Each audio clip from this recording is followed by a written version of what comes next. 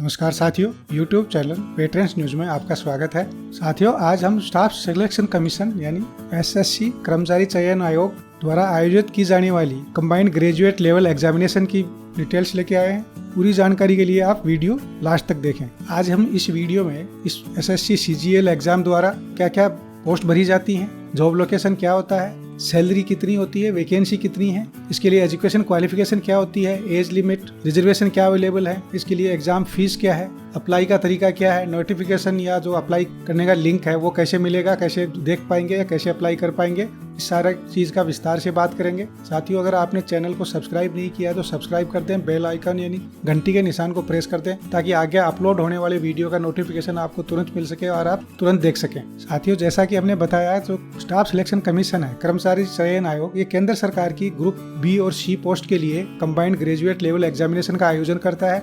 Central government के सारे departments की ग्रुप बी और सी की करीब सारी पोस्ट होती हैं। इसमें खास तौर से जो पोस्ट होती हैं वो assistant audit officer, assistant account officer, assistant section officer, assistant, ये करीबन UDC के बराबर होता है, ये UDC से थोड़ा ऊपर होता है। Inspector of income tax, inspector central excise tax, inspector prevention officer, inspector examiner, assistant enforcement officer, sub inspector, inspector post, divisional account officer, auditor, tax assistant, upper division clerk यानी UDC पोस्ट इनके लिए exam आयोजित करता है। साथियों, इनकी जो job post है ऑल इंडिया होती है, यानी ट्रांसफरेबल है, कहीं भी पोस्टिंग हो सकती है ऑल ओवर इंडिया। इनके लिए जो वैकेंसीज हैं वो जनरली 10,000 के लगभग होती हैं। जो इसमें पे स्केल है, ये ग्रुप बी की लेवल 8 है, जो 7th पे कमीशन का 47,600 से शुरू होकर के जो लेवल 4 है 25,500 तक की जो जॉब है वो है। इसके लिए एजुकेशन क्वालिफिकेशन है वो ग्रेजुएट होती है। जो एज लिमिट है 18 से लेकर, कुछ पोस्ट का 27 तक है, कुछ का 18 से लेकर 30 तक है, किसी का 18 से लेकर 32 तक है। अलग अलग पोस्ट के लिए अलग अलग है। इनमें रिजर्वेशंस भी अवेलेबल है एज पर जो गवर्नमेंट रूल्स है।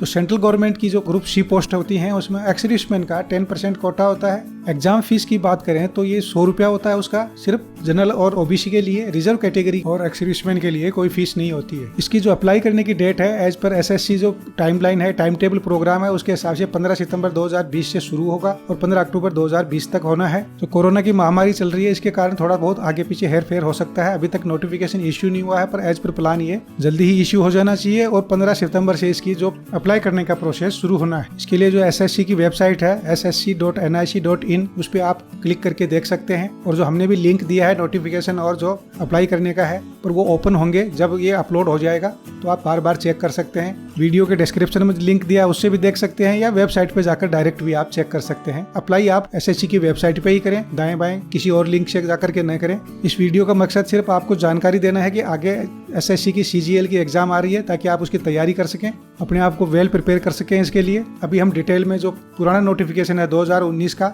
उसको लेकर उसमें समझ लेते हैं कि क्या क्या पूरा प्रोसेस चलता है। साथियों, जैसा कि आप सामने कैलेंडर में देख पा रहे हैं, combined graduate level examination 2020 tier 1 वो 15, उसके लिए जो अप्लाई करने का डेट है 15 सितंबर 2020 तक है और जो उसका एंड डेट है वो 15 अक्टूबर 2020 है। इसके लिए जो नोटिफिकेशन है वो टू बी नोटिफाइड लेटर यानी नोटिफिकेशन इश्यू होना है। इस कैलेंडर को आप SSC की वेबसाइट पे भी देख सकते हैं और हमने भी अपने डिस्क्रिप्शन में इसका लिंक दे दिया है, उससे भी आप क्लिक करके जाकर के वेबसाइट पे देख सकते हैं। ये कैलेंडर के सीरियल नंबर 23 में ये डेट्स दी हुई है। साथियों, इसको समझने के लिए हमने 2019 का जो नोटिफिकेशन है उसको ले लिया है। उसमें आप देख पाओगे कि जो लेवल 8 की पोस्ट है 47,600 से शुरू होती है। इसका जो स्केल का जो रेंज है वो 1,51,100 है। इसमें अलग अलग चीजें दी हुई है। आप नोटिफिकेशन को डाउनलोड भी कर सकते हैं, या डिस्क्रिप्शन में जो लिंक दिया है उसको क्लिक करके भी आप नोटिफिकेशन देख सकते हैं, चेक कर सकते हैं, ताकि आप आपको आइडिया लग जाए कि कौन कौन सी पोस्ट आपके लिए सूटेबल है, किस किस के लिए आप अप्लाई कर सकते हैं। ये पोस्ट करीब सारे केंद्र सरकार के डिपार्टमेंट्स की होती हैं, ग्रुप बी और सी की। इनमें जैसे कि बताया वैकेंसीज रिजर्व होती हैं, अलग अलग जो पर्सन्स विद डिसेबिलिटी के लिए भी होती है, SC ST या जो OBC के लिए भी है, अलग अलग पोस्टें हैं। इसी तरह इसमें रिजर्वेशन एक्स-सर्विसमैन के लिए भी है, 10% कोटा ग्रुप सी की पोस्ट के लिए है। ग्रुप बी के लिए भी अप्लाई कर सकते हैं, उसमें उनको सिर्फ एज रिलैक्सेशन मिलेगा, लेकिन जैसे कि एजुकेशन क्वालिफिकेशन दी हुई है ग्रेजुएशन, जो आर्मी का ग्रेजुएशन सर्टिफिकेट है वो इसमें मान्य है। साथियों, आर्मी ग्रेजुएशन सर्टिफिकेट के बारे में कई लोगों को डाउट रहता है, कुछ भ्रांति होती है, नोटिफिकेशन में भी ठीक से दिया नहीं होता है। जहाँ भी एक ग्रेजुएट की जरूरत होती है, नॉर्मल ग्रेजुएट के लिए बोला जाता है, तो आर्मी सर्टिफिकेट उस हर जगह चलेगा। कई बार बोला जाता है कि सिर्फ ग्रुप सी के लिए चलेगा या इसके लिए चलेगा, उसके लिए चलेगा। इसके लिए हाई कोर्ट का भी ऑर्डर है। हमने एक वीडियो बनाया है, उसमें डिटेल में इसके बारे में बात करी है, डिटेल में समझाया है कि ये कहाँ कहाँ चलेगा, कहाँ नहीं चलेगा। वैसे ये हर जगह चलेगा जहाँ ग्रेजुएशन लागू होती है या ग्रेजुएशन पूछा जाता है, सिर्फ जॉब में ही नहीं, कोई भी चीज के लिए ग्रेजुएशन क्वालिफिकेशन मांगी जाती है वहाँ हर जगह चलेगा। हाई कोर्ट ने बोला है कि जहाँ एक यूनिवर्सिटी ग्रेजुएशन सर्टिफिकेट इशू करती है, वो जहाँ वैलिड होता है, वहाँ आर्मी ग्रेजुएशन सर्टिफिकेट भी चलेगा।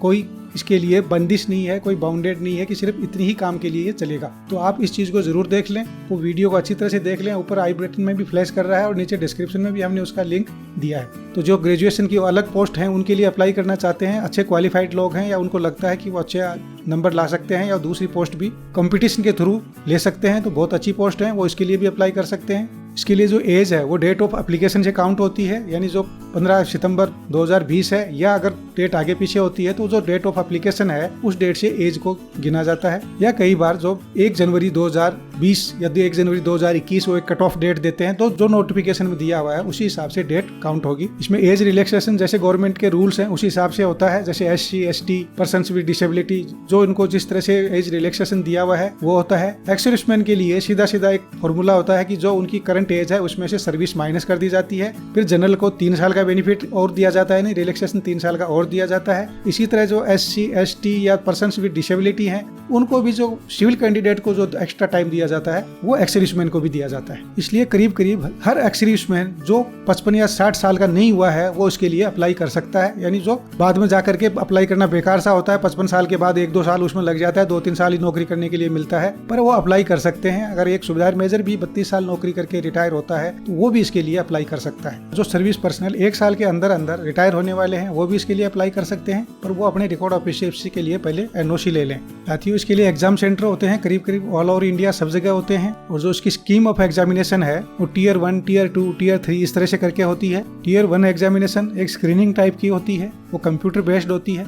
Tier 2 भी फिर कंप्यूटर बेस्ड एग्जामिनेशन होती है। Tier 3 है वो पेन और पेपर मोड की होती है, डिस्क्रिप्टिव होती है। Tier 4 एग्जामिनेशन है वो कंप्यूटर से रिलेटेड होती है, कंप्यूटर की जानकारी का होता है। ये क्वालिफाइंग नेचर की होती है कि कंप्यूटर के बारे में बंदे को जानकारी है या नहीं, चला पाएगा या नहीं चला पाएगा। तो साथियों ये एक बेसिक सी जानकारी थी। जब नोटिफिकेशन इश्यू हो जाएगा तो कंप्लीट वीडियो हम दोबारा अपलोड करेंगे, पूरी जानकारी आपको देंगे, कैसे कैसे वैकेंसीज कहाँ कहाँ पर अवेलेबल हैं। इसको आप नोटिफिकेशन को एक बार स्टडी कर लें, पूरा देख लें और अपने आप को तैयार कर लें। कोई भी बुक्स वगैरह इसके ऊपर अवेलेबल होती हैं, हमने वीडियो के डिस्क्रिप्शन में भी लिंक दे रखा है, वहां पर भी आप जाकर परचेज कर सकते हैं, या और भी कहीं से थोड़ा बहुत कोचिंग ले सकते हैं अगर आपके पास टाइम है, या कोई बुक्स पढ़ सकते हैं, इस तरह की न्यूज़पेपर वगैरह देख सकते हैं, जनरल नॉलेज, करंट अफेयर्स, इस तरह की चीजें आती हैं। अगर किसी आप एक एग्जाम की, बैंक की एग्जाम के लिए या किसी और एग्जाम के लिए तैयारी कर रहे हैं तो साथ में इसकी भी तैयारी हो जाती है। कोई न कोई एग्जाम की तैयारी जरूर कर लें आप, कोई न कोई बुक्स जरूर पढ़ें ताकि आपकी बेसिक तैयारी हो जाए, आप इसका Tier 1 क्लियर कर सकें। Tier 1 करने के बाद आप अच्छी फॉर्मल कोई कोचिंग ले सकते हैं, तैयारी कर सकते हैं और आप अच्छी तरह से आसानी से एक बहुत ही अच्छे सैलरी वाली जॉब ले सकते हैं। आज के वीडियो में इतना ही। जय हिंद, जय भारत।